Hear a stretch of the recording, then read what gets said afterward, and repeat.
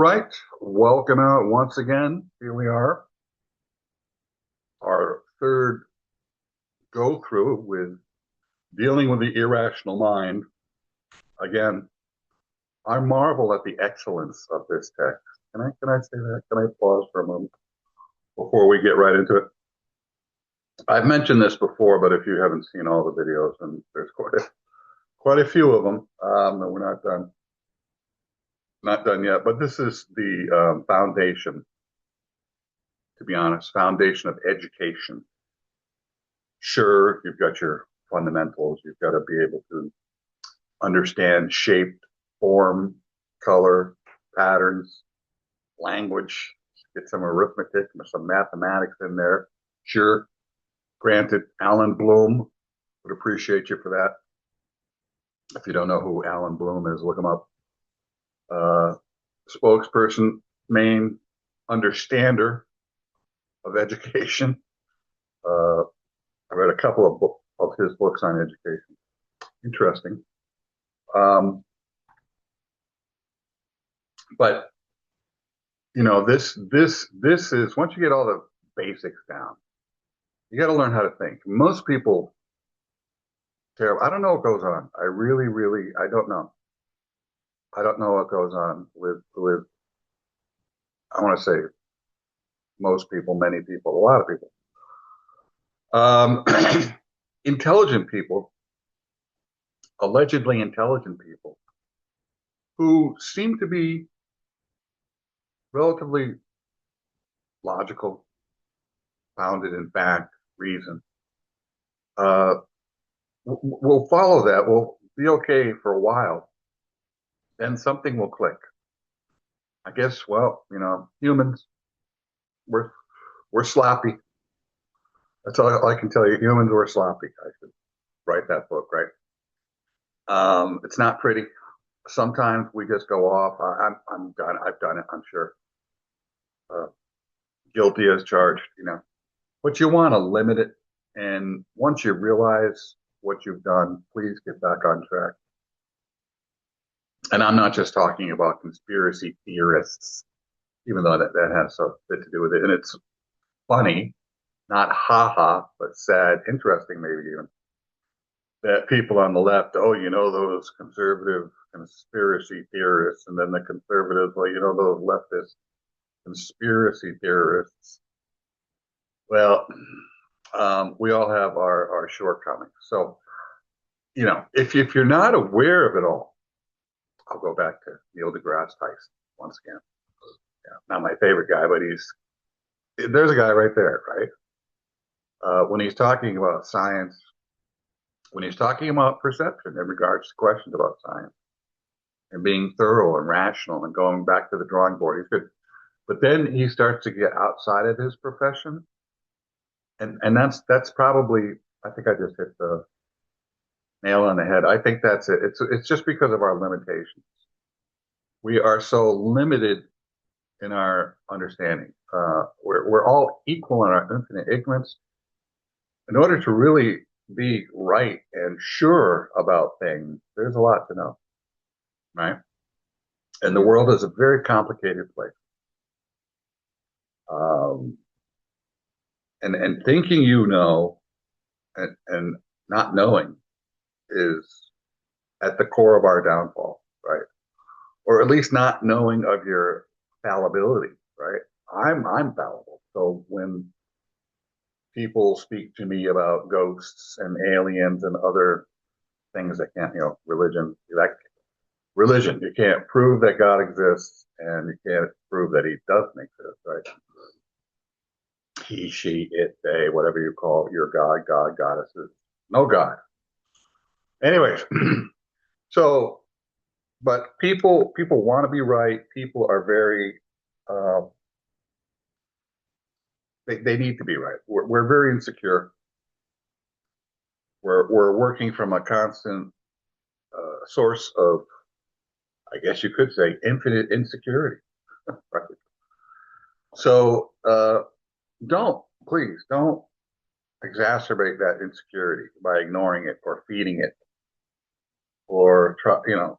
Speaking of ego, there's two egocentric functions. We'll talk about those in a moment, but that's the key word, ego. Don't let your ego take over. Your ego, your id, your ego, your super ego, Freud. There's a guy who was wrong. Experts say that Freud was pretty much wrong about everything. Aristotle, pretty much wrong about everything, right? So, oh, it's amazing, right?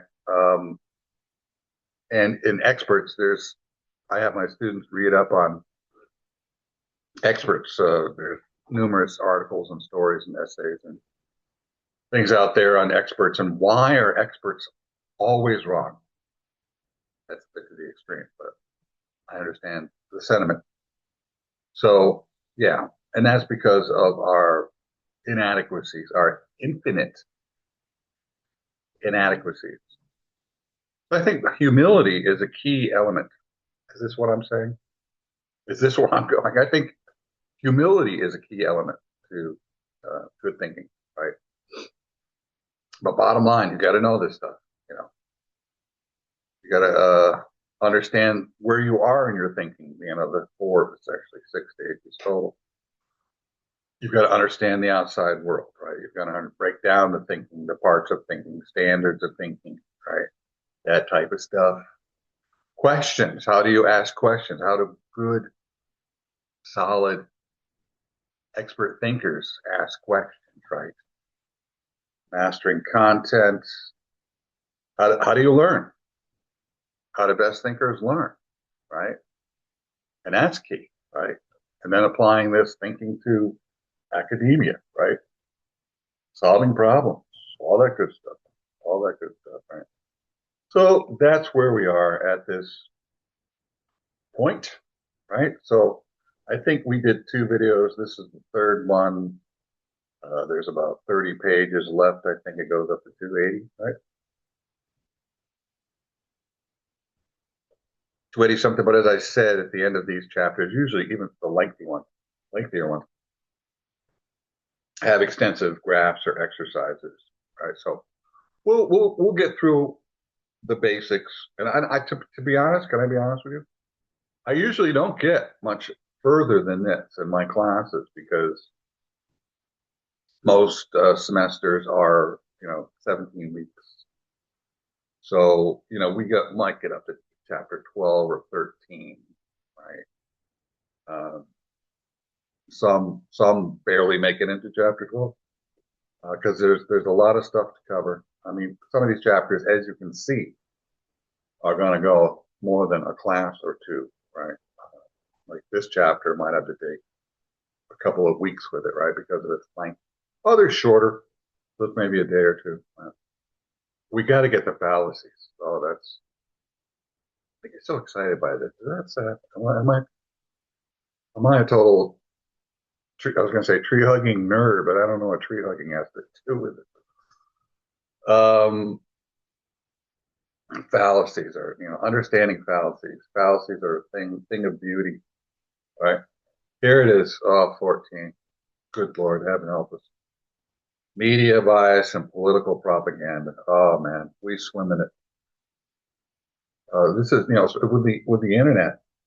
Internet has made it much worse because it's right at our fingertips. I mean, the internet has really taken hold over the last 20, 25 years or so. When I was growing up, I wasn't into politics or anything political. You barely heard about politics. You just had television and you didn't have, extensive cable and satellite and internet and all those other things.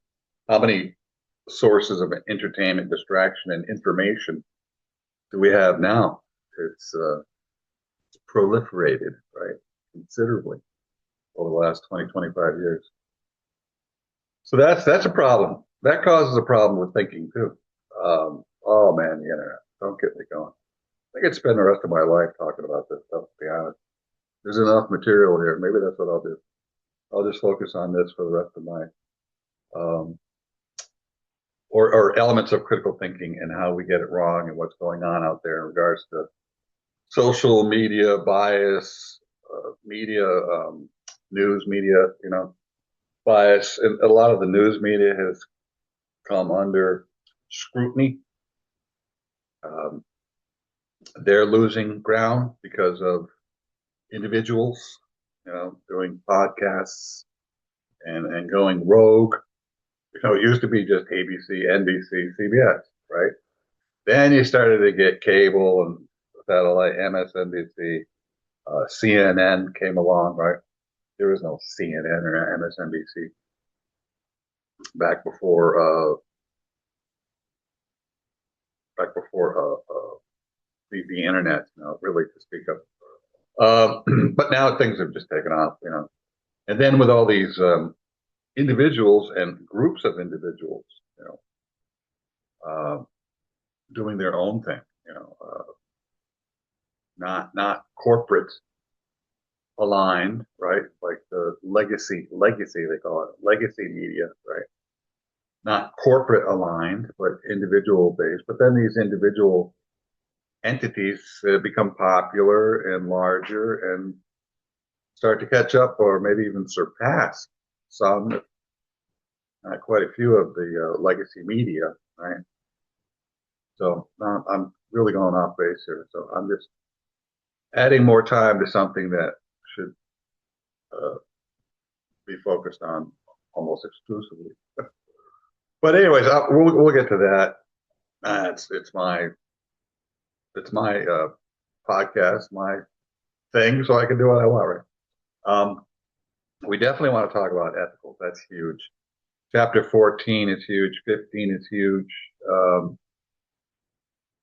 Learning and using information critically. Oh, that's huge too, right? Critically and ethically. Look at that. It's so important. There's 2 whole chapters on it, right? Then you got strategic thinking, becoming an advanced thinker. Our conclusion. So that's advanced chapter 20. Back where is it? The first 4 stages, right? Those are kind of primary fundamental, right? Then you get stages 5 and 6, advanced thinker. Right? It's interesting that you have to go through all this stuff to get there, right? All right. I digress, and I do digress, but for good reason and with good with import and impact. Can we say that? Here it is. We have introduced you to the distinction between rationality and irrationality. Now we will discuss 2 distinctively different patterns of egocentric thinking. Both represent general strategies the egocentric mind uses to get what it wants. Both represent ways of irrationally acquiring power. Oh man. There it is, the egocentric mind. We are constantly doing things mentally, physically for sure, spiritually, emotionally, to protect ourselves, right? If you don't understand the human mind or the human entity and how it functions, I suggest you take some psychology classes. I took my initial major was psychology. I took at least 3 or 4 very interesting, important, impactful psychology classes: basic psychology, child psychology, uh, deviance in psychology, things like that. What is the psychological deviant mind? How does it work? What are its origins? How does it manifest? Um, yeah, and that's the key. Getting what we want, right? Getting what we want, and then the power thing. That's just, yeah, that's big. It does center around what we want. What you want. Beastie Boys, isn't that Beastie Boys? Um, both represent ways of irrationally acquiring power. First, let's focus on the role that power plays in everyday life, right? Power plays, or as Jethro Tull would say, passion plays. All of us need to feel we have some power, and there it is, right? And I think that might be why we ignore facts or reality. Um, we are our own worst enemy. We are fully, fully front on, dead on, not front on, dead on, irrational being at times. And I think what happens is we feel our powerlessness, right? So because we feel powerless, or not empowered, inadequate, shortcoming, we shut down. It's one way or another, different ways, varying ways, right? And sometimes we shut down through alcohol and drugs. Sometimes we shut down just through anger and screaming, "Shut up, f you!"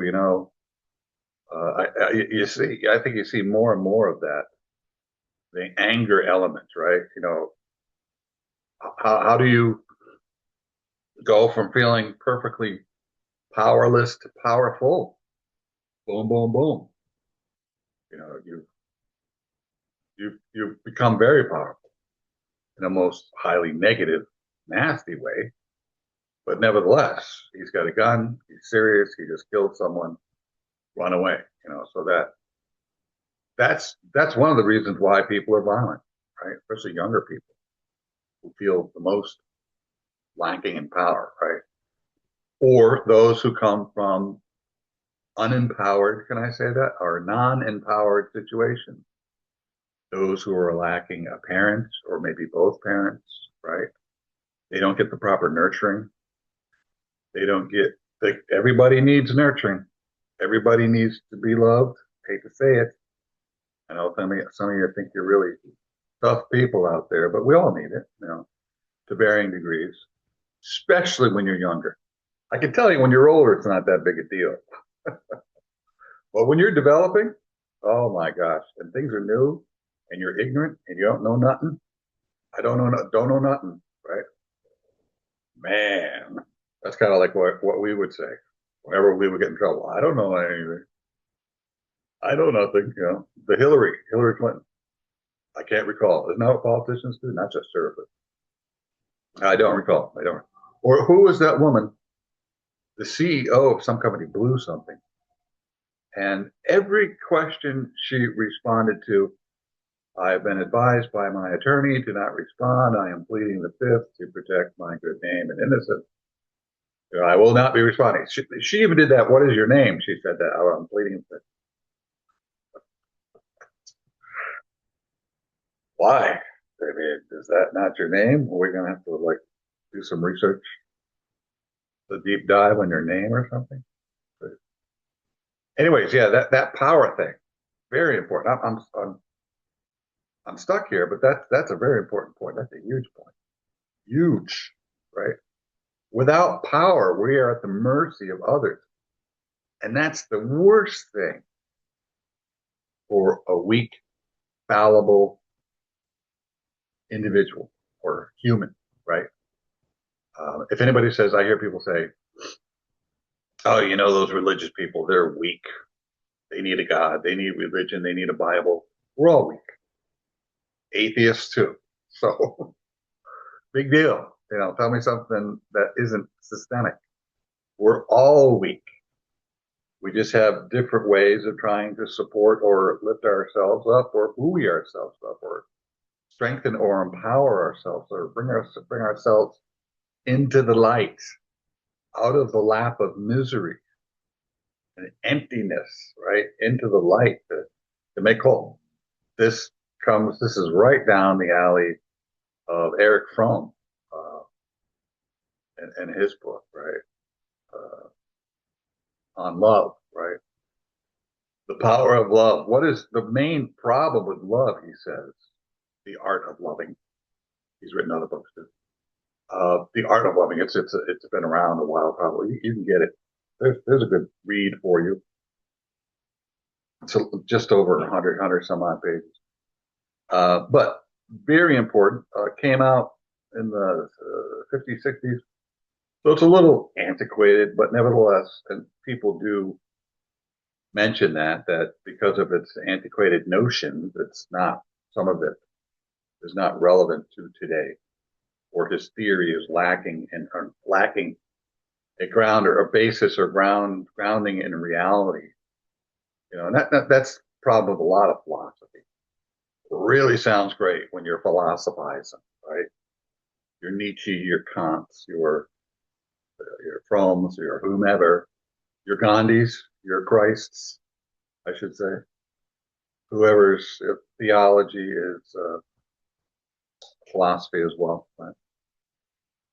So it sounds really good when you're philosophizing, but then when you try to apply it to slippery, sloppy reality and human beings, yeah, oftentimes there's a mismatch, a considerable mismatch between the unpredictability and sloppiness and instability, unstableness. Is that such a word? The unstable human being, human mind, human emotion, human existence, right? You gotta give yourself forgiving, man. You gotta be we gotta be much more forgiving than we are. We will just hammer away, especially if they're of the opposite. Somebody who opposes us individually or group. They're not in our group. Oh, they're of that group. We're the blue group. They're the red. We have the red handkerchiefs. They wear the blue handkerchiefs. So we hate them, right? Because they have different geographic locations, or they come from different times, or they come from different countries, or they look different, or they speak a little different, or their practices differ from ours. But man, we really, really, really got to work at. There's another course, and maybe that's embedded in critical thinking.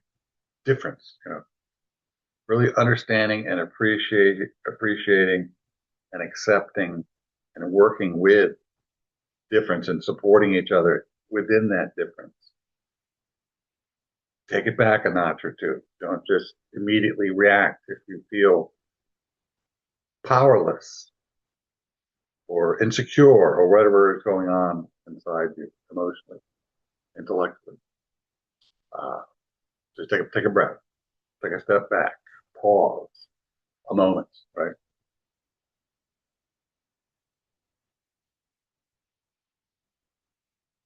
This is great. Virtually everything. Remember, I talked about absolutes. Very rarely do absolutes apply. But if you get really smart people talking in absolutes, especially people who know how to think, like critical thinkers or people who write critical thinking texts, then it's probably applicable. And if it is an absolute, it's pretty important. It's pretty damn important, right? Virtually everything we do requires the exercise of power. Wow, that's huge, whether small or large, right? Requires the exercise of some kind of power. You ever think about that? Hence, the acquisition of power is essential. Oh, another key word. Remember I said lock in on those keyword phrases. Yeah, we kind of need it. It's all right. It's there. Blah, blah, blah. Essential. Got to have it. Can't live without it. Got to do it, right? The acquisition of power is essential. Look at that. The acquisition of power is essential for human life. Say what? Really? Did you ever know that?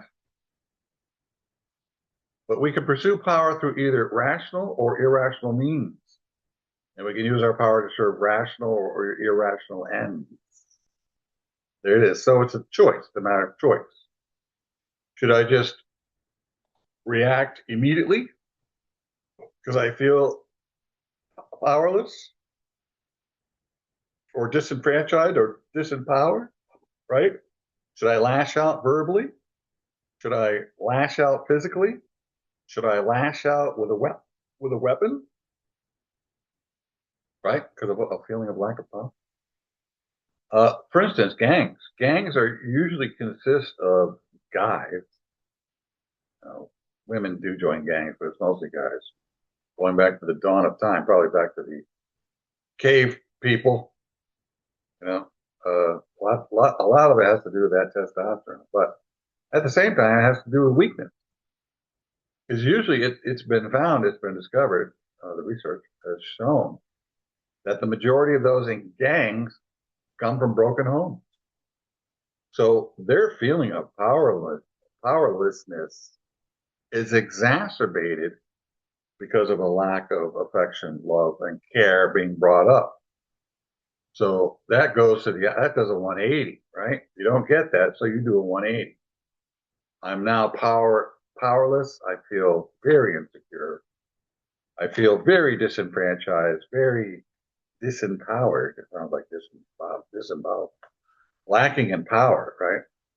So I am going to try to become powerful by joining the gang, not only a gang, but the toughest gang, the roughest, toughest, most powerful, thus violent gang, to enhance my power, which is totally and absolutely and utter lacking. How about that? Here's two egocentric ways to gain and use power. The art of dominating others, that's your direct means, right?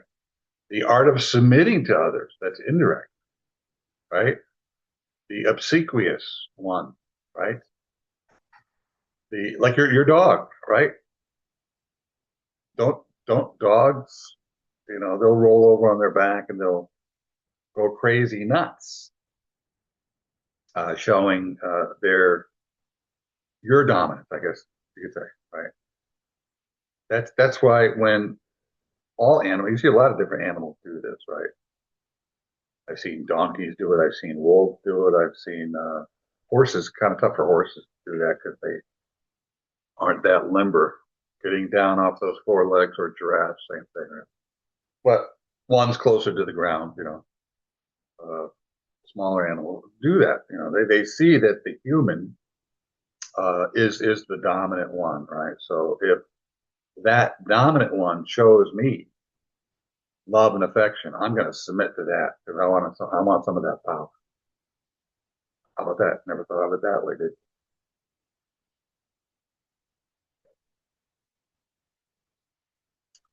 Insofar as we are thinking egocentrically, we seek to satisfy our egocentric desires, either directly by exercising overt. What does that mean? Overt. Look it up. Overt power. Vocabulary is a part of your essential needs. Overt power and control over others, or indirectly by submitting to those who can act to serve our needs. Thus the doggy, what I was just talking about, right? I'm going to submit because look at this human. They've got this nice big place where they live. It's air conditioned. It's cool when it's hot outside. It's warm when it's cold outside. And he's bringing me in, giving me unparalleled affection and love, almost allowing me to do anything within limits. Can't fight the kids or crap too often on the couch. Within limits, feeds me. What do I do? What do I give him in turn? The only thing I can do is do the rollover cutesy thing, make them go aw and want to give me affection. And then as they're giving the only thing they give, they probably get more in return with belly rubs and more love and kisses. Right? So animals have a pretty. I always think it's funny when people say, "Oh, animals are the greatest. They give so much." No, they take everything. What do they got to offer? They got to build your house, right? They're going to clean the yard, do the dishes. I was trying to get my dog to do those things the other day. Don't work. To put it crudely, let's be crude. The ego either bullies or grovels. There it is. That's it. Right? Right? And you think groveling is, or being obsequious, clairvoyant, and kind. No. Groveling, that's an old joke. I think that's an old Steve Martin. Be obsequious. He was explaining what you need to do, and one of the things was to be obsequious, clairvoyant, and kind. That's correct. Right. The ego either bullies or grovels. Right. So groveling is a indirect form of power. It's empowering. It can be empowering. I don't know if it's always empowering. Maybe that does eat away at you after a while if you're just groveling. Right. Maybe not so much for animals, but definitely for animals. It either threatens those who are weaker or subordinates itself to those who are more powerful or both. Wow. This stuff is just gold. That's it. I made up my mind. I'm just going to teach this stuff. I'm going to give up everything. I'm going to give up eating, give up my family. No, but this stuff is pretty important. Each of these methods for pursuing our interest is irrational. Each is fundamentally flawed because each is grounded in unjustified thinking, right? So each of these methods, let's look at the key words and phrases to talk about. Both methods are what, right? Each of these methods for pursuing our interests. So pursuing interests is irrational. Irrational is a key word, right? Each is key phrase here, fundamentally flawed. So if you're reading along, good student, this is generally how you should study because each is grounded in unjustified thinking. We can throw in ungrounded, right? You're always looking for key words and phrases to key in on so that you can make that different so it stands up. That you can key in on, right? You don't. Here's one for you. As far as the limitations, our limitations, limitation of the human mind. To get what we want egocentrically, we either try to dominate others or submit to them. That's so important. They put it out here. Right? Important stuff is usually separated. Pull the wheat from the chaff, or the chaff, or the great stuff from the great stuff would be the wheat. Because each is grounded in understanding. So when we're reading, I was going to say, I am saying, I paused and then I'm saying, now I'm saying, if we read some, go home. Okay, tonight, go home, read chapter 13. Right. 24 hours later, you come back at this time tomorrow. You read it.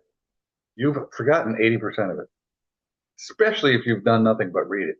Maybe if you sat down and took some notes and did some annotating and reflected and paused and reflected, but then you'd be spending a lot of time, a lot more time, more hours, right? You would have to wait longer to wait 24 hours. If you didn't just read it. But most of what we read, we forget, right? And for instance, you get your high school diploma, and the usual length of time without reviewing, you've just taken classes, courses, and gotten grades just to get grades to get out of high school, right? You're not learning to retain it or to build upon anything, or you don't have any goals, ambitions, strategies for using that knowledge in the future, right? And people in that situation, high school grads in that situation, generally lose 80-90% of what they learned if they learned it at all in the first place. Sometimes you can learn to the test, cram, get a good grade, and then forget it. If you cram, you're going to forget it much more quickly. So within 6 months to a year, most students have forgotten 80-90% of what they've learned in high school. So what does that college degree mean? High school, sorry. Well, not much. Yeah. It's basically, you've shown that you've been able to last 4 years, do the assignments, be decently responsive and responsible and accountable, allegedly. I don't know, there are variables involved, right? And so you have a certain semblance of ability and discipline to get stuff done. maybe a little more intelligence because of all that learning, alleged learning, a little bit of learning. You're probably more intelligent than the average person who hasn't gone to school for 4 years, right? But as far as learning and knowing stuff, and I can tell you, I test my students all the time in class. And I know a lot about, or I should say a little about a lot. For instance, some of the basics in mathematics or basics in science, they don't know. History, they don't know. Even English, they don't know. Writing, they don't know. Right? They can write, but they really kind of just do it out of habit or uh, familiarity, I think is the word I'm looking for. They can't really explain in detail, market detail, what they're doing, why they're doing it, why it works. And thus, that results in mistakes or errors, right? Some are better at playing the system than others. Right? Anyways, both ways of behaving result from the assumption that the needs and rights of egocentric persons are more important than those they exploit. For their advantage, we will briefly explore these two patterns of rational thinking. Right? Good point there. So, before we discuss those patterns, one caveats. What is that? Look that up. Well, you can probably tell just by what it says after. Remember, colon. What does the colon tell you? Colon says, I just said something in a complete sentence. Now I'm going to give you the details on what was just said. So basically it's this. This is how colons work. I said this, colon, here's the explanation. Here's the details. Here's more on what was just said. Right? So discuss these patterns. Here's the caveat. As we have mentioned, many situations in life involve using power. Using power need not imply an inappropriate use, however. That's a good point. Right? For example, in a business setting, hierarchical protocol. Oh, those are nice words. What should it be? You're curious yellow. Look them up. Hierarchical. Hierarchical? How do you say that? Hierarchical protocol. I've heard it pronounced both ways. Requires managers to make decisions with which their employees may not agree. True.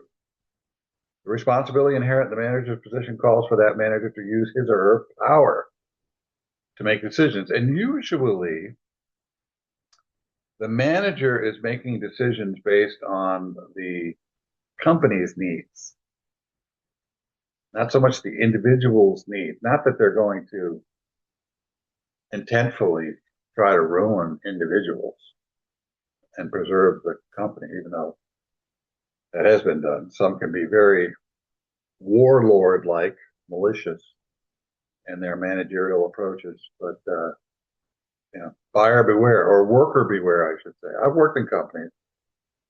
I worked at one company back east, subdivision of Gillette Braun, and I suffered the LIFO method, last in, first out. The Cold War was ending. This was the late 80s. Tear down that wall, Mr. Gorbachev, right? The Berlin Wall coming down. That was a Berlin Wall, the early 90s. So all that was happening, and there was much less of a need for military contracts, weapons, tanks, bombs, and such. Right?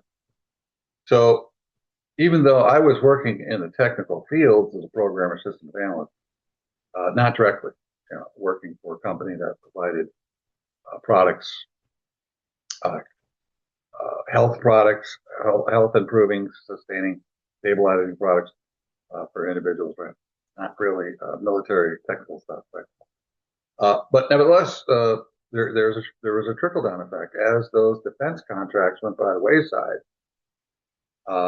Less and less, fewer and fewer people were working. There was less of a need for engineers and all the others, all the technical people. Right? So that lack of technical need or employees with technical needs also took a hit. Usually when one major work sector is hit, it's not isolated. It affects the other work sectors. This is something else you should know. if you're going to work out there. And I didn't think about much of it until there were problems, major socio-political, geopolitical upheavals, right? Anyways, the responsibility, I shall continue on. The responsibility inherent in the manager's position calls for that manager to use his or her power to make decisions, right? Indeed, managers who are unable to use the authority vested in their positions are usually ineffective. They're responsible for ensuring that certain tasks are completed. Therefore, they must use their power to see those tasks to completion. Of course, this does not justify their using power unethically. And that's what I was saying, right? You do have to be hard line sometimes. Sorry, we can't keep all 900 of you employed. In order to keep most of you employed, we have to lay off some of you. And there's nothing we can do. Yeah, there's nothing we can't provide charity. That's what the government does. The government is there as a safety net, or should be there to fall back on as you're temporarily out of work. And that's what happened to me. I was the basic accounting method, last in, first out. So when this company suffered, I was one of the first people, lack of seniority, one of the first people dropped, right? But I was given severance pay, unemployment, and I also had skills that kept me alive. Three things there. Three things that you need to ensure that you have if you're working. Use of power, then, is and must be part of human life. Is and must be, right? There's an absolute.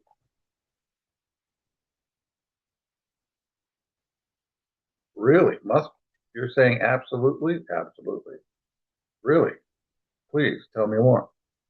The fundamental point is that power can be used either rationally or irrationally, said that depending on the motivation and manner of the person wielding it. Oh, nice line. Very nicely written. Wielding. That's a good one. The wielding, well, that's another word. Thus, if power is used to serve rational ends and pursues those ends in a reasonable manner, it is justified. In contrast, if power is used to control and manipulate others for irrational, self-serving ends, that is another matter. Let us turn to two predominant patterns of irrational thinking that all of us, there it is,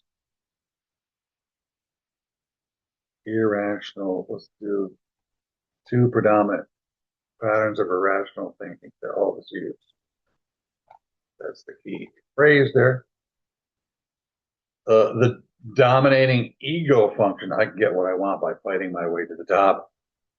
Just fight. Don't give up. You'll win. Be a winner. Nice sentiment. But even people with that sentiment have lost many times over. That's the reality, Like losing is not an option. Well, you're going to lose, especially the higher you go, the harder you try, the more of a challenge you take on, the more you expose yourself to higher levels of challenge and potential achievement, the more chance that you'll fail miserably, fall on your keister. Look at professional sports. How do the greats become great? Well, they become miserable by losing a lot, right?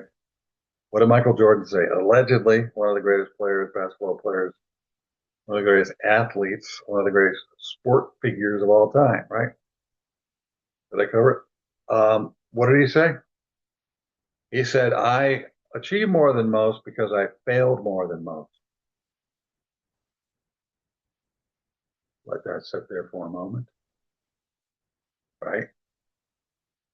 Because he was willing to put himself out there, right? And not shrink back from the challenge and expose himself to the unknown, to the intangibles, fraught with danger and failure and losing. And in the beginning of his career, big loser. Few people talk about that. Most who obtained their first championship, I think, Jordan, LeBron, uh, who are the other ones? Curry. Some of those greats in the NBA. Most of them didn't get their first ring until they were like 27, 28. What was happening all those years before? Well, they were learning how to lose, how to fail, right? I will fight. Well, fighting your way to the top means you're probably going to lose a lot and be miserable, right? Because what is failure? Failure is nothing more than learning.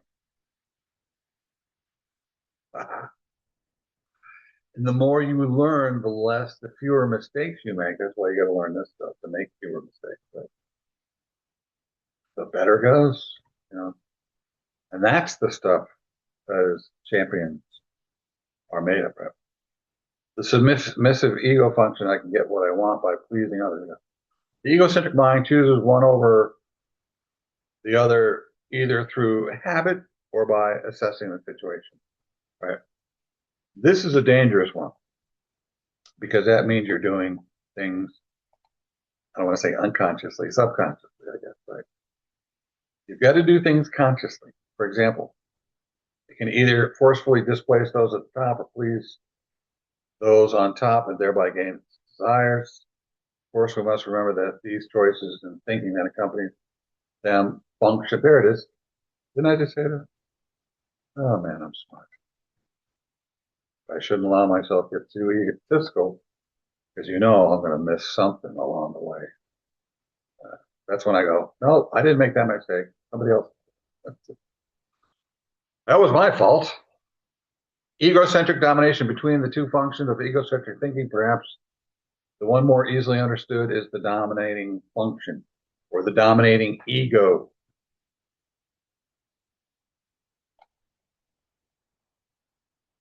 As we usually will refer to it for the purpose of this chapter, you can also think of it in terms of being a top dog. I like that one. Top dog. But you know what they say about the top dog? Top dog is always coming down. Top dogs are always coming down. Empires are always coming down. Winners are always coming down. Millionaires, billionaires are always coming down. At some point, the majority of those on the Forbes 400 list, look it up. On the Forbes 400 list, it used to be like 20 years ago or so, 455 or a million. Now it's a billion. In order to be on that list, you got to have $1 billion. Who are the top 400 billionaires, right? That you're on that list. But guess what? Products and services and interests and those purchasing, those of us with the dollars who are voting, we vote with our dollars. We're kind of finicky, you know. It's free markets are about the next latest and greatest product or service, right? The next latest or greatest. So Blockbuster dominated for a long time in the field of entertainment, movies, right? But then something came along, internet, right? Netflix, right? And sending out DVDs first of all, and then streaming movies, much easier than getting yourself out of bed or getting yourself out of your comfy house, taking your PJs off and going down and get a video. It's 9 o'clock. I got my pajamas on. Damn, I want to watch a video. Got to put my clothes on, go down, pick out a video, come back, put it in a video, then put my PJs back. Now you say, I got my PJs on. I want to watch a movie online. Which one's better? Who's going to go out of business? And that's what happens all the time, right? What was it? BlackBerry was huge, right? That was the first kind of online phone, kind of multi-purpose phone. You could, I don't know if it had, yeah, it probably had online access, but that was back in the early ancient days of the internet. But you could take pictures, you could do email, you could text, that kind of stuff. I don't know about, I think it had apps. But then what came along to replace it? iPhone. Hello, goodbye. And the BlackBerry was making millions, but then boom, they go out of business, right? So millionaires, billionaires, winners and losers come and go. Knicks just won, haven't won in 53 years, right? I tell people who watch sports isn't about winning, it's about losing. That's what most teams do most of the time. So don't get stuck on winning. Look at the Bulls. Speaking of Michael Jordan, nothing before, nothing after. Zero, zilch, down to 6 years of greatness. And if you're a Chicago fan, You've been suffering ever since. You have to live on the past, the 90s. That's pain, right? Losing is pain. Life is pain. You got to learn to deal with the pain. When people operate as dominators, they are concerned, first and foremost, to get others to do what they want by means of exerting power over them. Wow. Now you can look at CEOs, corporate leaders, upper management. You can look at officers of the military, uh, captains and majors and colonels, especially generals, and especially general of the army, the top 5-star who controls it all, right? So Patton was one, right? Yeah, man. When you've got that level of that position of authority and power and responsibility,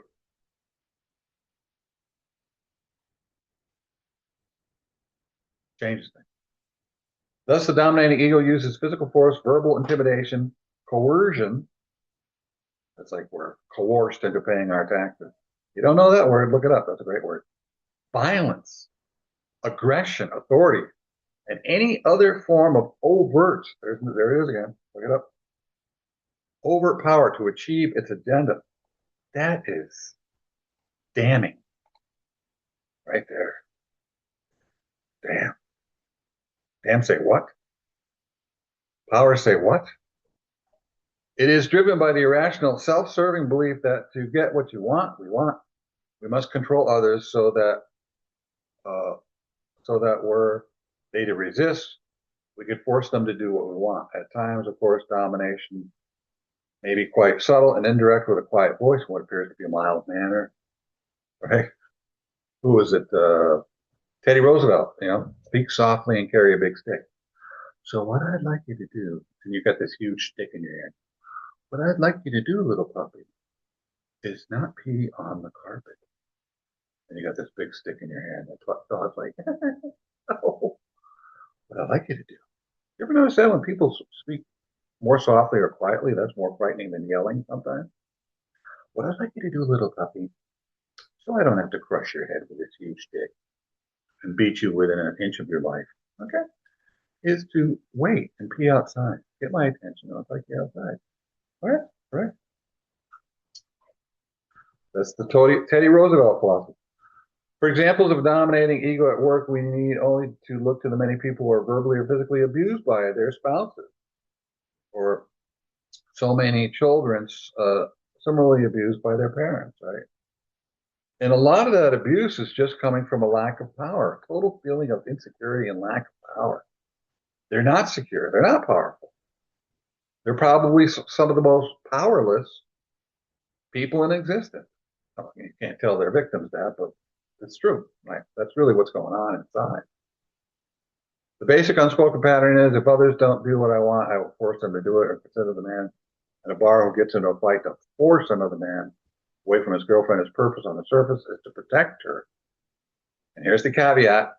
In reality, and the underlying reason and the secondary reason, the reasoning, that's a key concept in critical thinking, secondary reason.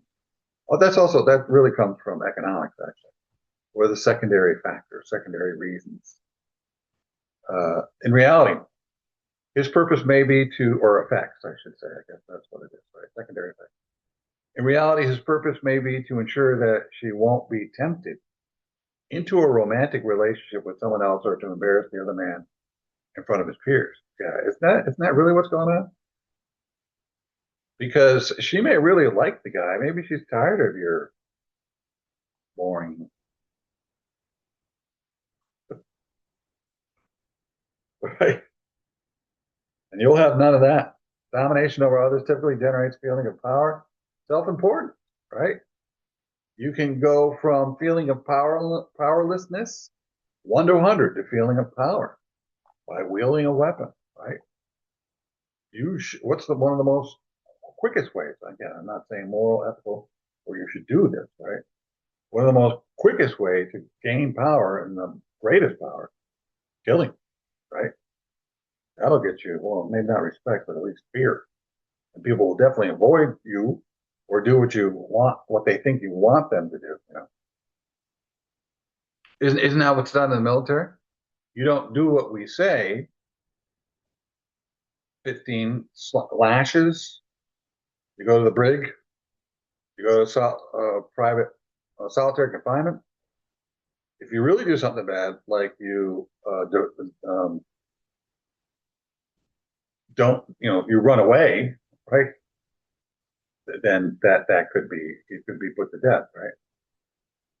Through self-deception, it also commonly entails a high sense of self-righteousness. The dominator is typically arrogant.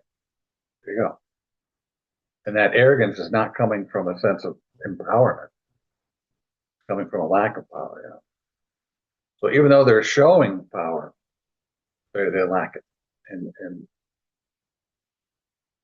inside, at the deepest psychological core level. So the dominator control over others seems to be right and proper. The dominator uses force control for good or the person being dominant, right?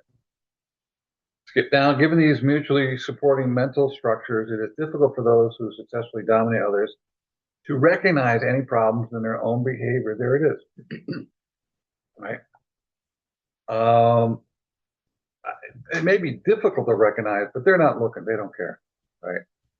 They don't care, and they're not looking. They're not looking to look or to recognize any problem. That's not their modus operandi. Why change when in your mind you're doing what ought to be done? And that's why people can get away with some of the most malicious things. Well, I believe in X, Y, Z. Those people don't. They're wrong. They're immoral. They're hateful. They're Nazis. They're whatever. Kill them. Ostracize them. Right? Out them. As long as dominating egocentric people are successful, they experience positive emotions. That's there you go, right? To the extent that they are unsuccessful, unable to control, dominate, and so forth, they experience negative emotions. Right? So power comes and goes. So they're going to feel successful, maybe for some time, weeks, months, maybe years, decades. I don't know. But eventually, all power fails. Power, especially dominating power like that, is not eternal. It's not an eternal or lasting principle or concept. Why? Because it's abusing other people, and eventually someone's going to come up and knock you on your butt, if not take you out, right? That's what happens in a lot of communist regimes or authoritarian regimes. Eventually, people or someone or someone stronger just gets fed up. I'm tired of you constantly controlling and dominating and manipulating and dictating, right? Let's go get them, take them out. The negative emotions frequently generated from the frustrated failure to control includes anger, rage, wrath, rancor. Oh, that's a nice one. If you don't know these words, look them up. Hostility, antagonism, depression, sadness. Nice list of words there. All right. Put that in a different color. Nicely done. Consider the abusive husband for many years successful and able to control his wife when she decides to leave him. He may go in a fit of rage, kill her, or perhaps even himself. There you go. So you hear about these killings where the husband not only kills himself or his spouse, the whole family. So maybe that individual had wielded power for some time, and the only way that he could keep what he wanted or felt that he needed, that's the only way that he could do it, right? So when that power structure begins to fail, well, you become emotionally unstable. And if it gets too bad, it goes to the extreme, and it becomes violent, right? As long as he thinks he controls her, he feels satisfied, but when he can no longer dominate her, like I said, his irrational anger may well lead him to extreme physical violence. And here's some examples that we can read through. I gotta move on or we'll be here all day. Distinguish egocentric dominant from egocentric submission. Here's a nice little graph. Pause it there so you can take a look at that. You see that? There you go. Essential idea is your essential idea down below. You can pause that if you need to. The logic of the dominating ego encompasses these elements. It's very complex, and again, I'm not going to get. Again, I could say, this course, I could probably teach it. The proper allotted time would probably be at least 3 months, maybe 6 months. If you want to do a really good job, 10 months to a year of just going over this stuff in the most minutest way. That proper English in the most minute way. Minutest. sounds like minutest. This is minutest, friend. Oh, sorry. Purpose, key question, information, interpretation, and interference. Oh, is that interference? Inference. I was going to say, I can't read interference. That font is a little difficult to read. Assumptions, essential concepts, and all that good stuff, right? Given these subconscious beliefs, there it is, right? So I'm constantly talking about, I don't know, I think, but pretty consistently referring back to the subconscious mind. And, that's what this chapter, it's a key phrase or element, point concept in this chapter, the subconscious mind. Is now what this is about. The two minds, the conscious and the subconscious. So you really have to work with that subconscious. You have to dig down below, beneath, right? Follows that people who operate primarily from the dominating ego would likely experience difficulties in interpersonal relationships, especially when they come up against another dominating ego. There you go. Or against a strong, rational person. That's true. Right. Just as the unconscious tendency to dominate impedes healthy personal relationship, often impedes the learning process. Right. For students who previously have been able to avoid disciplined learning by using the tactics of the dominator.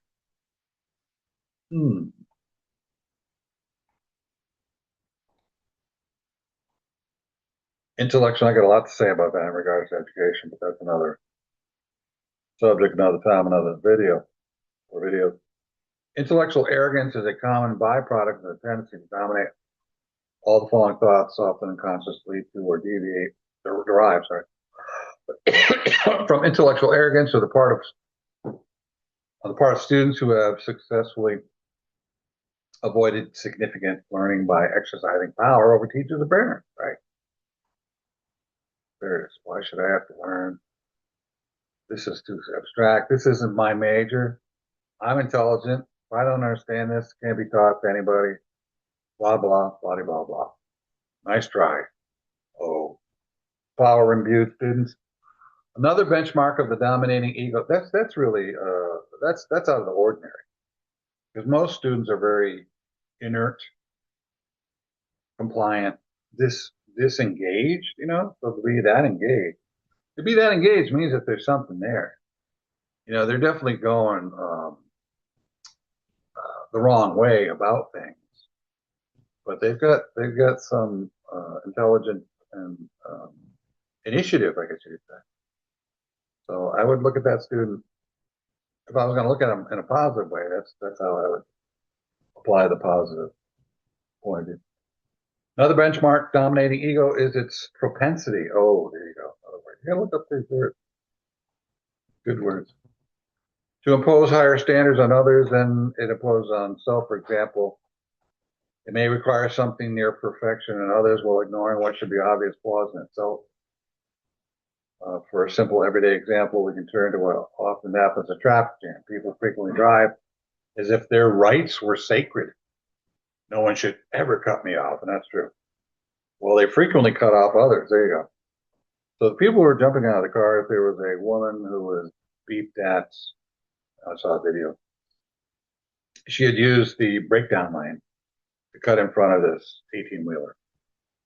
And the 18-wheeler went beep, beep, hey, you're not supposed to do that. That's illegal. That's wrong. Probably, who knows? The 18-wheeler guy has probably done similar stuff. Who's to say? Nobody's perfect. Nobody's a saint. Nobody's walking on water, right? So she gets out of her car, starts wailing, breaking his windows and mirrors and stuff. But that falls right in here. There's tons of examples online: car rage, traffic violence, traffic rage. Uh, I have to get into this lane. Too bad if others have to wait.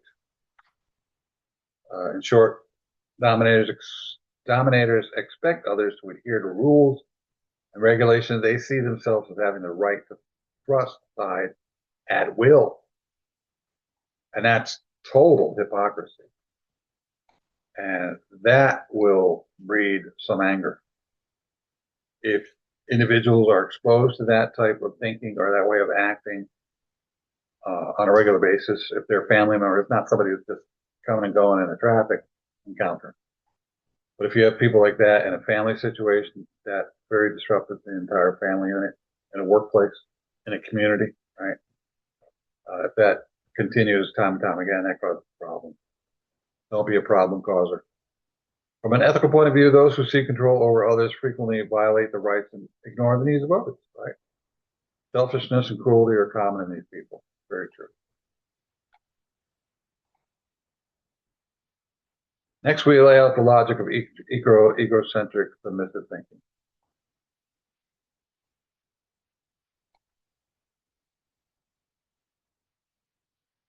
Thinking that seeks power and security through attachment to those who dominate and wield power, right?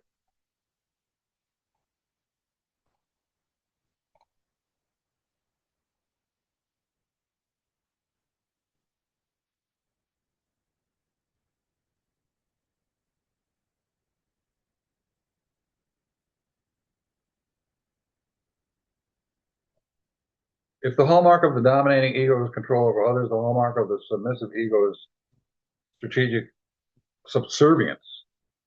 That's interesting because when you're subservient, you usually don't think there's any strategy. You're just doing what people tell you to do. So what does that mean, strategic? Right? When being egocentrically subservient, people gain power not through the direct struggle for, but through submission to those with power. Right? And that might be a good way to get on the inside and get on somebody's good side, and then go in there. And the most vehemently nasty way to do things is then assert your power. And once that person is relaxed, they feel that you're subservient. You're going to give in at every turn. They don't have to think about you. You're the last thing on their mind. Then all of a sudden you turn on them. You know, doing something to get them out of power, get them fired, or you turn on them physically, beat them up, take them out. They submit to the will of power person or persons who will then act in their interest. In this way, people with underdog egos gain indirect power through another or others. Sometimes these others are dominating top dog egos. Sometimes they're genuine rational persons caught in the trap of the egocentric. So this is good to know because you're always going to be around people, especially in the workplace. Uh, might not be as important an issue or as important issues in the family environment or community, but workplace is different because that's an environment. In a community, you can always just walk away. In a family, you can walk away too, but you can deal with families' issues much more easily because they're family. But if you're in a workplace, you're dealing with general strangers, at least initially, unconnected. They're not family, right? And they're there for one reason, right? To make money for the company and to earn some money for themselves to pay their way, to pay for things that they need. So when you deal with that situation, that's a very touchy situation, one fraught with potential problems because of the fact that people are trying to make money. They're trying to keep a company alive, keep their careers alive, keep their companies alive, keep their families alive. So you don't want to mess with that, right? To be successful, egocentrically subservient people learn the arts of flattery. So that's the strategic aspect, right? arts of flattery and personal manipulation. And again, if you've seen, criminals, I think of who's a criminal that's good at that. Usually, I can go to like the comic books. I was gonna say Doctor Evil, but he's not really comic book. But usually,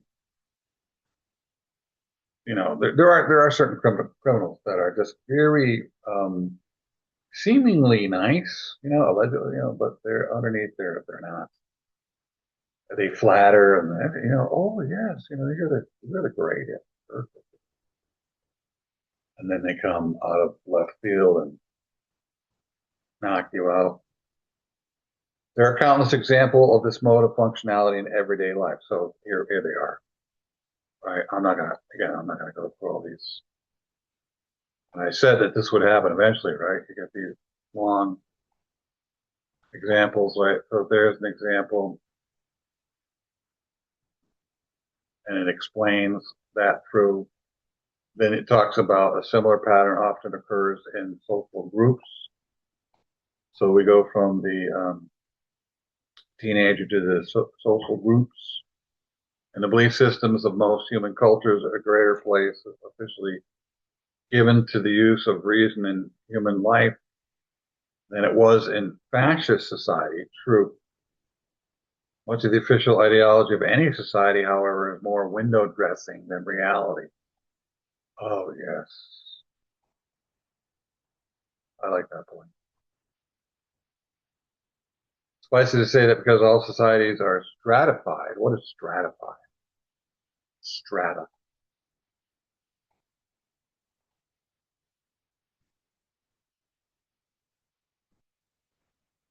And all stratified societies have a hierarchical structure.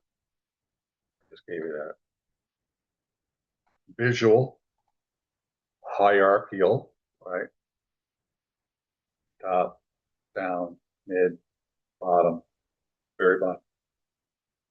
All societies to date encourage the thinking of the dominating submissive ego. Why is it that Americans are so fascinated, so enamored, so focused on goats? Number one, better than, they can't just accept that there are a bunch of great players out there. They always have to stratify and do the hierarchy. So and so's the goat. Yeah, they're goat like, but they're not the goat. And then you got beneath the goat, then you got the sub goats, then you got the mids, and then you got the rest, right? Part of the stratification is found in work-related contexts. In many work situations, men and women feel forced to operate in a submissive manner toward their supervisor, allowing themselves to be dominated, manipulated by their superiors so they can stay in favor, keep the job, and get promotions. So that's now, if you, this is why life can become difficult, and that is very common. I'm not going to say it's the only way. I stopped with that. I stopped dealing with that a long time ago. That's why I've been working for myself for 30 years because I was tired of that. After a bunch of years of that, by the time I was in my late 20s, probably early 30s, I was done. Right. Tired of having to kowtow or be submissive or be beholden to superiors who were only superior in power, not necessarily superior in intelligence or ethics or morals or work ethic. And one of my problems was that being smart myself, I was a threat. So I've had superiors come after me for seemingly no problem at all, but even though I wasn't doing anything, I was a threat.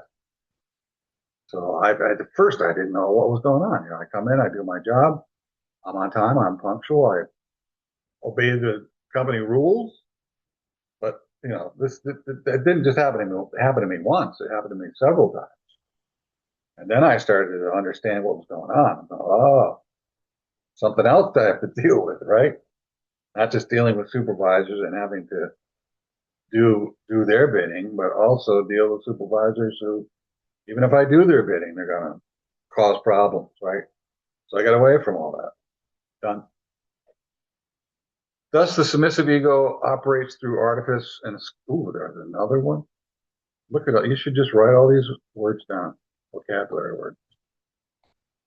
Artifice and a skillful self-delusion to ensure its security, advantage, and gratification. That is nice express. Good writing in here. I would give this writing A+. Of course, the guy that wrote it, PhD. Best of the best level of thinking, right? To achieve its objectives, it engages in compliant, servile, cowering, acquiescent behavior. Oh, ooh, servile. That's a good one. Another word to look up. Acquiescent. Did I use that? Be obsequious. Obsequious. Be obsequious, clairvoyant, kind. What does obsequious mean? Submissive egocentricity continually capitulates. Oh my goodness. This guy has the vocabulary king. Nice one. Capitulates. Look that up. Defers. Might not know that one. Another vocabulary word. I think I'm going to do some videos on vocabulary. Succumbs and yields to the will of others to gain advantage, maintain its artificial self-esteem. Now, the thing is, if you don't know, a good critical thinker has good vocabulary. Because if you don't know, well, with a list, there's enough there that you don't need to know. You don't know one or two of 6 or 7 words in the list, such as, we got compliant, servile, cowering, acquiescent behavior. You get the other 2 there, compliant, cowering. I kind of get that. So I don't need to know. Look up servile, acquiescent. They're all synonyms. So I got it. All right, there's enough there. I got it. But the thing is, if you've got a word capitulates, where's the synonyms? Well, you can kind of maybe figure it out by the context of what's being said after it, right? Capitulates, defers, caves in. Well, now they're doing the same thing. Giving you some synonyms, right? Succumbs, if you don't know that one. Yeah, well, that's a list too. But if you have a word that's just standalone and there's no synonyms, you have to look at the context. And if you don't get it from the context, well, and that's going to slow down your comprehension, your learning, your understanding. That's why if you want to be able to understand things quick, guess what most employers want? They want good thinkers, rational thinkers, logical thinkers, quick thinkers. They want the job done, and they want it done relatively quickly, timely, in a timely fashion, and adequately, right? Adequately, if at least better than adequate in most cases, in many cases. To avoid the feeling of caving into superiors, one of the most efficient image-saving devices to adopt the point of view of the superior. In this case, the submission appears as simple agreement. He didn't pressure me, I agreed with him, right? That's key. Consider, for example, now here's an example, and this is what we do as good writers to develop our points. You'll notice that the point is always made in the abstract. It's just in the mind. You're thinking, you don't have anything visual to latch onto. But since we're visual people, you need visual examples. So that's why the greatest speakers, philosophizers, leaders, speak simply. Lincoln was like that. He could use very good at analogies and also using humor to connect with people. They called Reagan the great communicator as well. I don't know if he was doing things as well as Lincoln, but Lincoln was a master, right? You want to be able to do some, have some ability to communicate well. Thus, the submissive ego can experience a form of dysfunctional, dysfunctional success. That is great. As long as it feels that its desires are met, right? And now look right into it. I'm trying to move forward here. Take the employee. Now we get examples, right? So I'm not going to read all the examples. As the submissive ego relates to others, its feelings, behaviors, and thoughts are controlled by beliefs deriving from its own subconscious sense of inferiority. That's interesting, right? To justify its need to submit to the desires and will of another person, it must perceive itself as inferior to that person. Look at the psychology going on here, man. You follow this route, man, you're gonna really beat yourself up. That's like, I don't know if they still do, but in the old days, Christians used to do flagellation, to feel I'm not worthy, that kind of thing, right? So if the Lord was whipped and beaten, then I must be too, right? So I am subservient, right? So this is a lot of painful self-flagellation just to maintain power. Is it really? Maybe initially, but in the long run, I think it's going to disempower. If you hit yourself too hard, disembowel. Sorry, I say. Right. Otherwise, it would be unable to rationalize its subservience. You've gone from human to a non-human entity. It would be forced to recognize its dysfunctional thinking and behavior, right?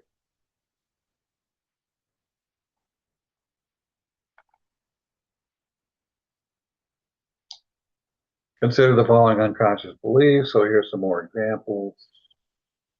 I must go along with this, even though I don't agree. For me to get what I want, I must submit. Since I'm not very smart, I must rely on others. All that kind of. That's very damaging or damning to the individual. So you definitely want to you want to be aware of this. If you're doing it, stop. If you see others doing it, I don't know if they're not going to be aware of it and try. It's like I was watching The Matrix again. Sorry, that movie's been around almost 30 years.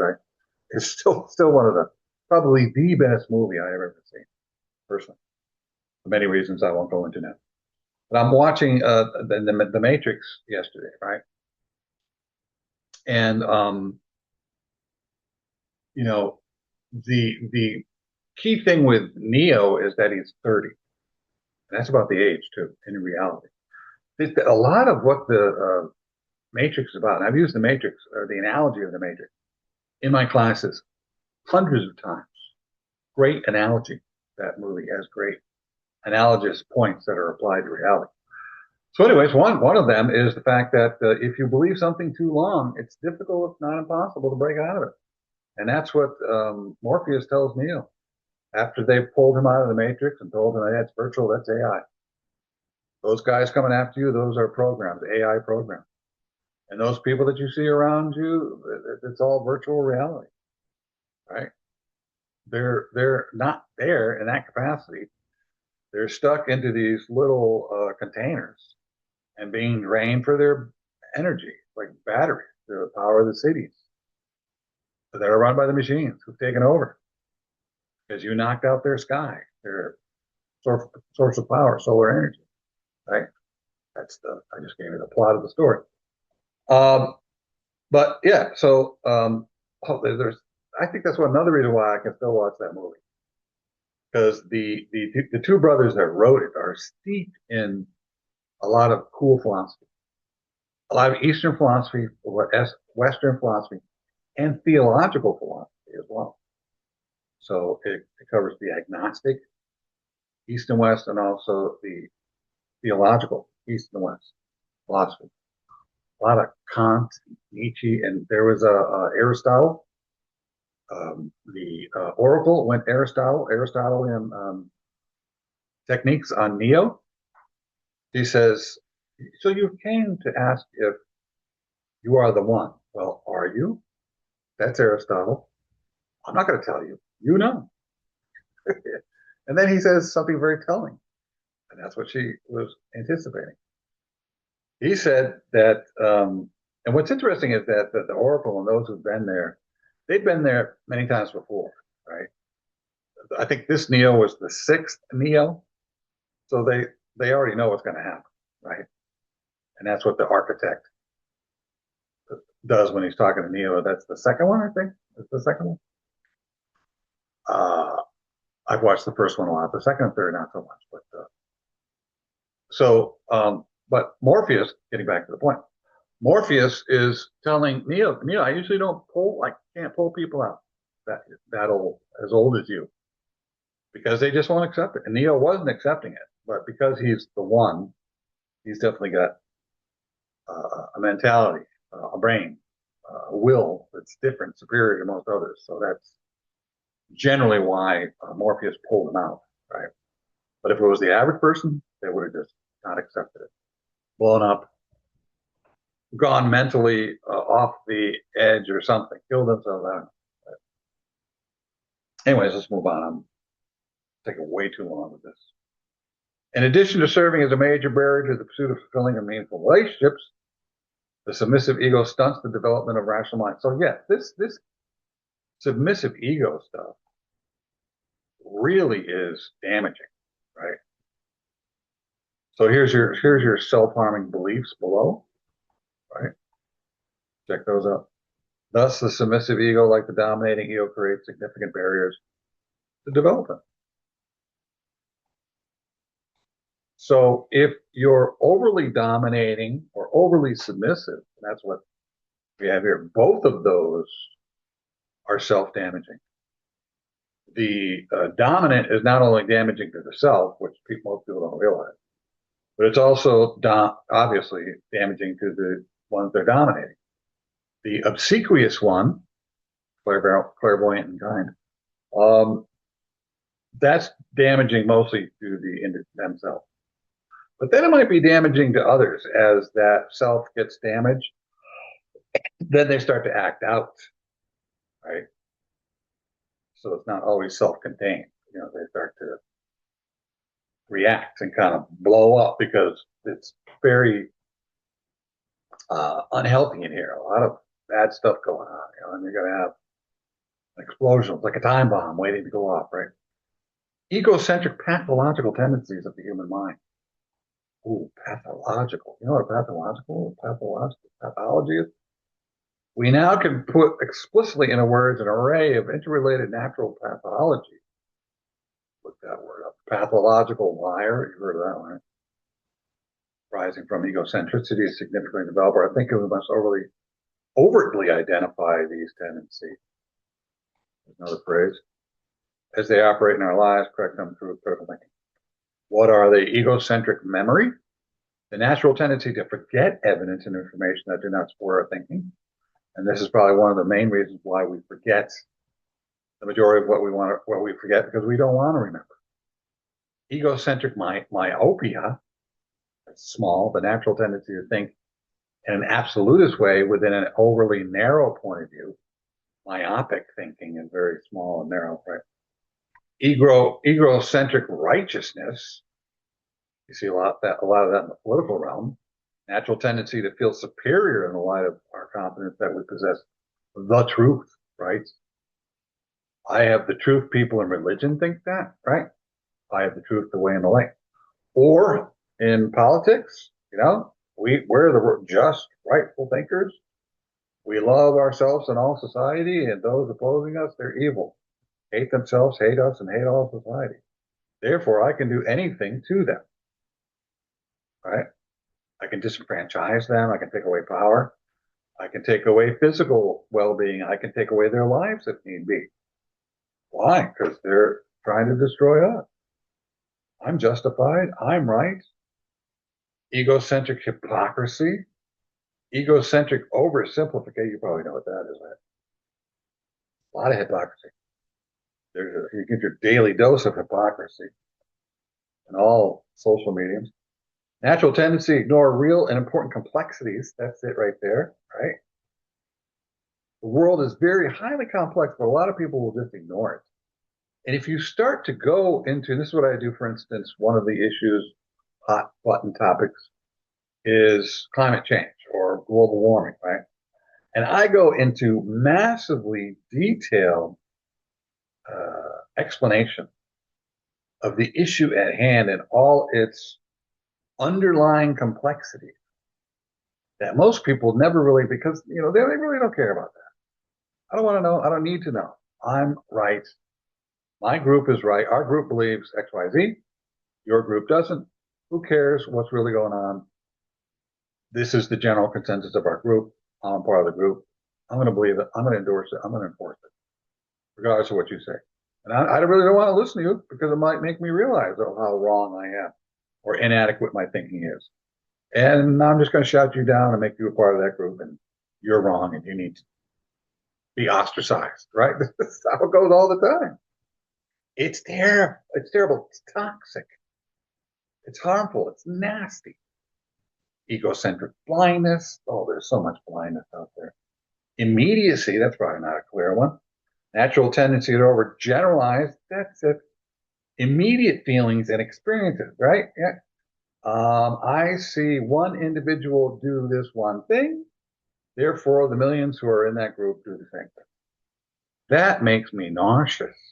These all make me nauseous, some more than others. But this is at the foundation of our failure as people and society. There it is. Leave that. I'm just going to let that sit there for a minute, right? Read that over and over and over again. Just go there. Egocentric absurdity. Natural tendency to feel. Notice thinking that has absurd consequences. But you're not thinking about the consequences. I'm right. Our group's right. I don't care what is really going on. I don't need to deal with the deep underpinnings of what's really going on or the absurd consequences, outcomes of what we believe. Because we believe it. We've always believed it. We have to believe it. We can't not believe it now because it's a large group. It's a huge group and it's been going on for some time and we can't change it. Just all of a sudden change things at such a level, such a great depth, right? Can't do it. There it is. Challenge the egocentric pathological tendency of your mind, right? But we got to start somewhere. So we're going to start with individuals. We're going to start with you, ourselves. It's not enough to recognize abstractly that human mind is predictable pathology. As an aspiring critical thinker, boom, let's apply it to reality to you. You must. Reminds me of Blazing Saddles. I must. You must. You must. Take concrete steps to correct it. This requires you to develop the habit of identifying these tendencies in action. This process is lifelong. Never complete. True. I'm telling you, as a critical thinker, some 30, 35 years, and I'm closer to the end than the beginning of my life. It improves, but you're never going to get rid of it. Sorry. To some extent, it is analogous to stripping off onion skins after we remove one and find another, right?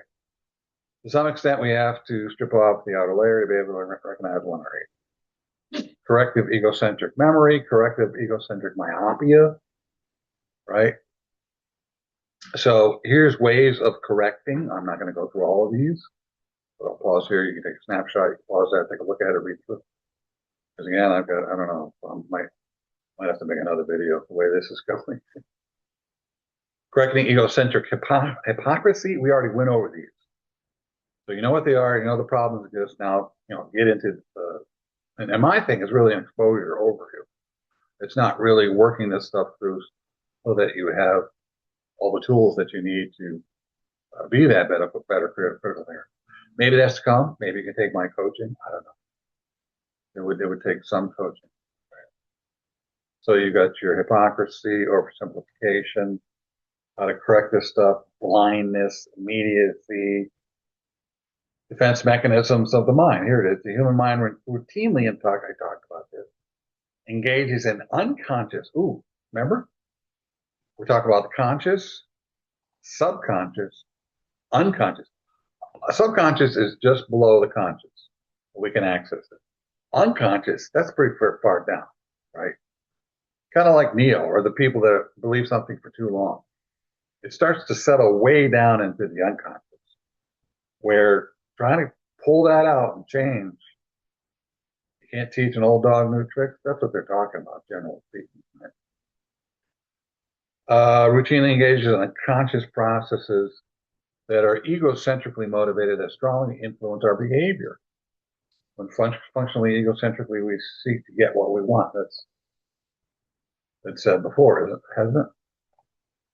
We see the world from a narrow, self-serving perspective. This point has been expressed before. Yet we also see ourselves as driven by purely rational motives, right? Delusional. That's one of the earlier chapters. We're delusional. self-deception, self-deceiving. Right. Here are some common defense mechanisms.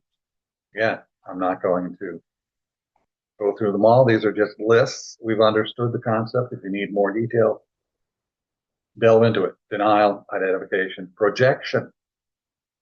Oh, yes. Yeah, in the political realm, these are used. Projection is used almost all the time. I see, our guy is, I'll just ignore what our guy is. But you say our guy is blah, blah, blah. And some of that may be true or not, but I'm not going to think about it, look at it. But I'm going to deflect and project onto you what you've given me. So back at you. Your guy is, what else did you say? Oh, you said my guy is, your guy is that. What else? You said my guy is this, your guy is that. Right?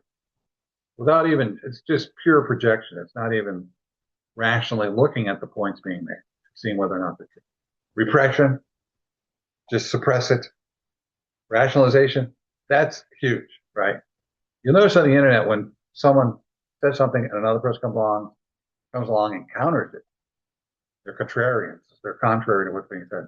The one who's being attacked or hit will always rationalize. They'll never say, you have a good point. I will open some space up for that and accept it. And maybe think about it more. And you might be right. No, said no one ever on the internet. It's always, oh yeah, well, blah, blah, blah, blah, blah, blah, blah, And some of the rationalizing reasoning, you call it reasoning, it is just terrible. Some of it's very easy to see. Stereotyping, scapegoating, right? I talk about that. Sublimation. So this is the worst of the worst. This is why you've got to be a good critical thinker. Otherwise, you're going to be a nasty person. You're going to be counterproductive as an individual to yourself, your family, your community, your nation, your world. Right? It's just doggone garbage.